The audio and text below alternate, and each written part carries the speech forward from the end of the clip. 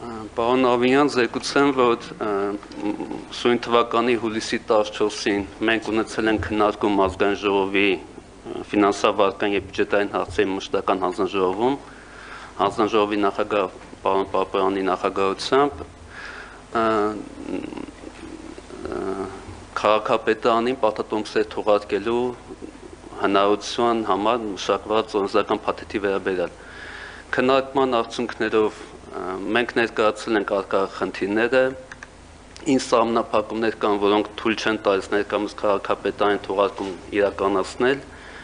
ներկայացվել է մեր կողմից մշակված օրենսդրական փաթեթը, այն մոդելը, որը մենք ենք առաջարկում, իր սահմանափակումներով եւ ռիսկերի մեղման մեխանիզմներով, քննարկման արդյունքներից ելնելով առաջարկվել է որոշակի փոփոխություններ կատարել մեր կողմից ներկայացված փաթեթում եւ մեր համար նախանշված ցանիշը,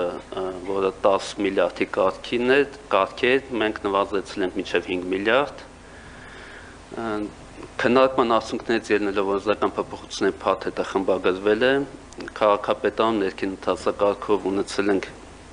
քննարկում պարոն Հովհաննիսյանի մոտ, դրանից հետո արդեն համաձայնեցված նախագիծը ներկայացվել է անպատասխան վարչություն շրջանառություն կազմակերպելու համար։ Շնորհակալ եմ, պարոն Ջհանգիրյան, իրականում մեծ ծրագրերի համար պետք է նաև համապատասխան միջոցներ եւ միջոցներ ներգրավելու տարբերակներից մեկը իհարկե պարտքային գործիքների զարգացումն է, որը կարելի է ասել գրեթե տենց զրոյական մակարդակից մի փոքր ավել է տարբերվում, ցավոք սրտի, եւ այն կարողությունները, որ պետք է զարգացներ Երևան քաղաքը, լավ է ուշ, քան երբեք հիմա սկսենք զարգացնել, որովհետև ինչպես եւ յուրաքանչյուր մեծ տնտեսություն, Երևան քաղաքը, Երևանի քաղաքապետարանը պետք է կարողանա պարտքային գործիքներով ֆինանսական միջոցներ ներգրավել, որպեսզի կառուցի նույն գոյուղագծերը, նույն մանկապարտեզները, նույն պոլիկլինիկաները, նույն ճանապարհները, էստակադաները եւ ամեն անգամ, այսպես ասած, այդ ուզվորի դեմքով սրանից եւ նրանից գումար չմուրա,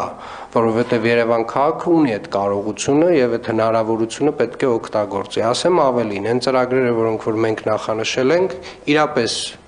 էական ֆինանսական միջոցների ներգրավում են պահանջում եւ հետեւաբար պարոն Ջհանգիրյան դուք արդեն գիտեք որ կա հանձնարարական էականորեն սեփական միջոցների